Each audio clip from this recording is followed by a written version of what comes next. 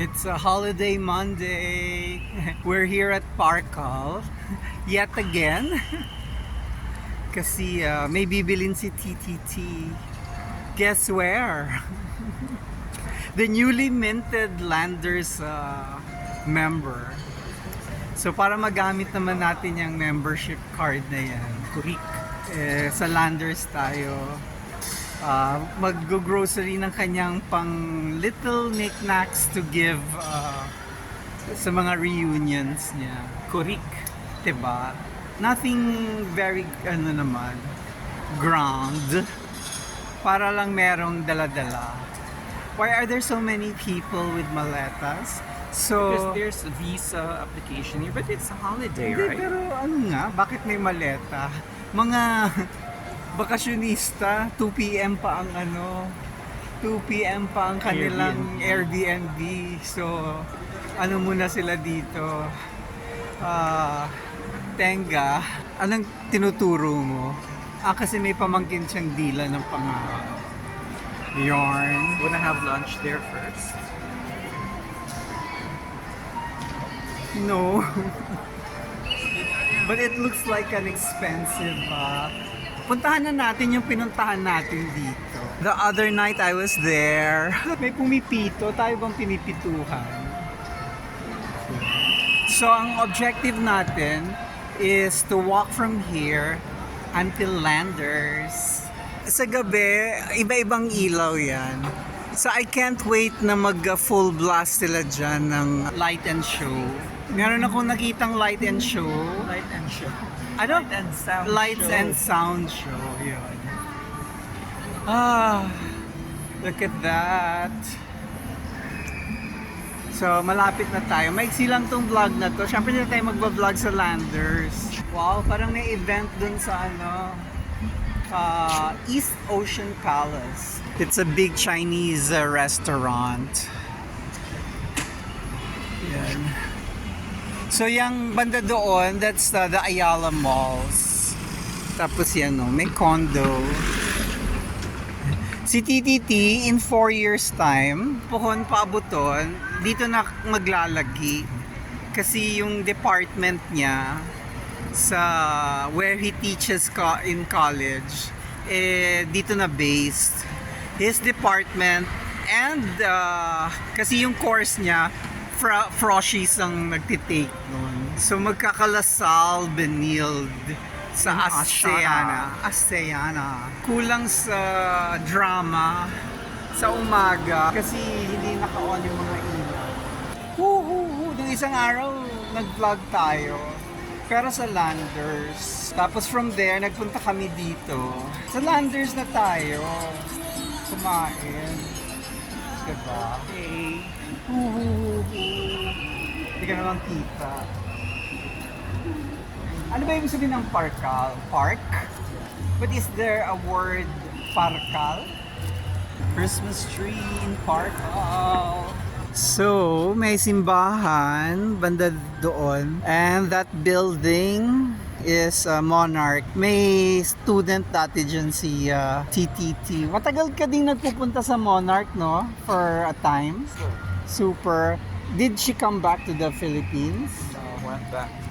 Oo. Siya yung siya yung hindi pinalabas sa Hong Kong ba? Yeah, she was detained at Hong Kong. Paano detained? Because they wouldn't let her Out.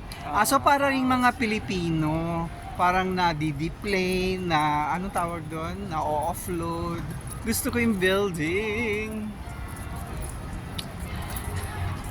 Dito tayo sa gilid, dyan dumaan. Yang kalye na yan is Cabrera. Benjamin Cabrera. Si Ben Cab. Benedicto Cabrera. Merong may sariling kalye si Ben Cab dito. Because in this area, in ASEAN, mga national artists yung mga kalye. Can you hear the airplane? There's a Cebu Pac. Kita ba natin? Kasi maulap. And si Imao. May neighbor kami na na artist din. Si Imao kanyang mentor at one point and teacher. Yan. So nandito tayo sa panulukan ng Ben Cab and Imao. Alright. 1, 2, 3, 4, 5. 5 lang yung yung bus nila, yung loop. May ASEAN loop pala. Asiana loop. Coming here, ang sinakyan namin, nag-bus kami. Ang signboard was PTEX. Diyan kami sa tapat ng Parkal bumaba. Tapos ito, binabagtas namin yung bloke ng Parkal para makaabot kami sa yung Landers. Ito yung sinasabi nila nung nakausap natin na you can ride the LRT, bababa ka sa Redemptorist, tapos sasakay ka nito. Lilima. Well, at least 5 yung nakapark dito.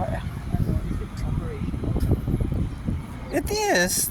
We were told to take that bus. Kung sa Redemptorist ka bababa. 1, 2, 3, 4, 5, 6. Baka nakaano naman, tawag dito, umiikot na yung ibang Seattle.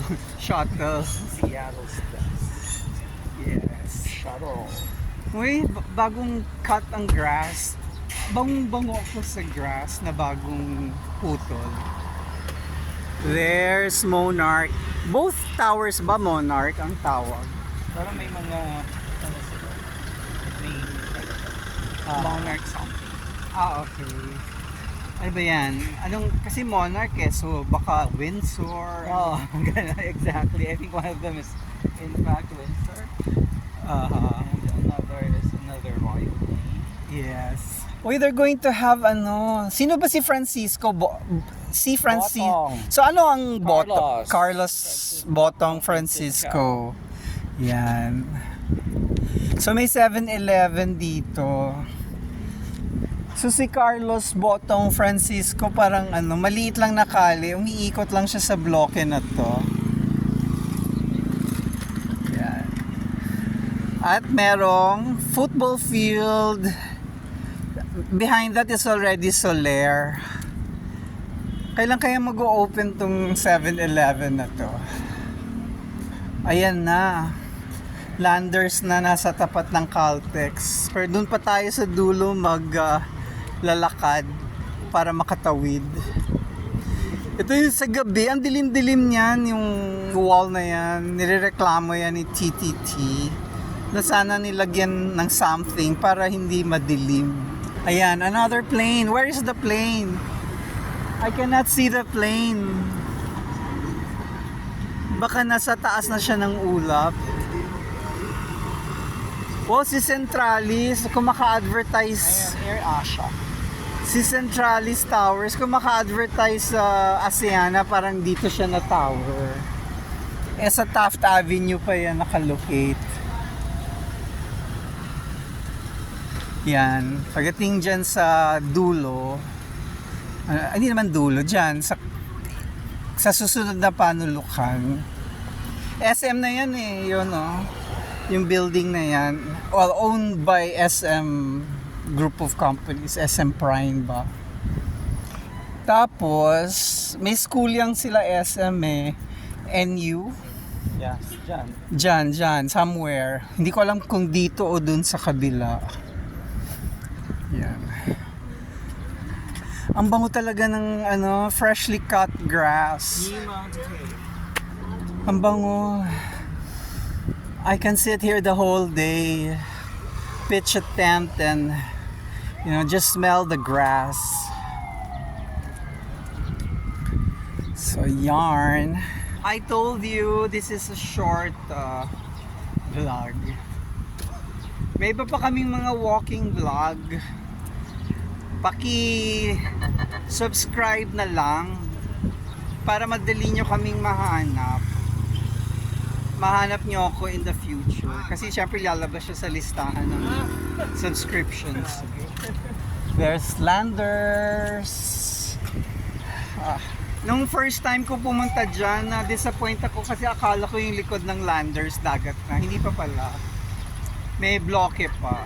This is JW Diokno Boulevard. Ano ni Chel ito? Si JW? Lolo? Or... I have no idea. We can check. Yan.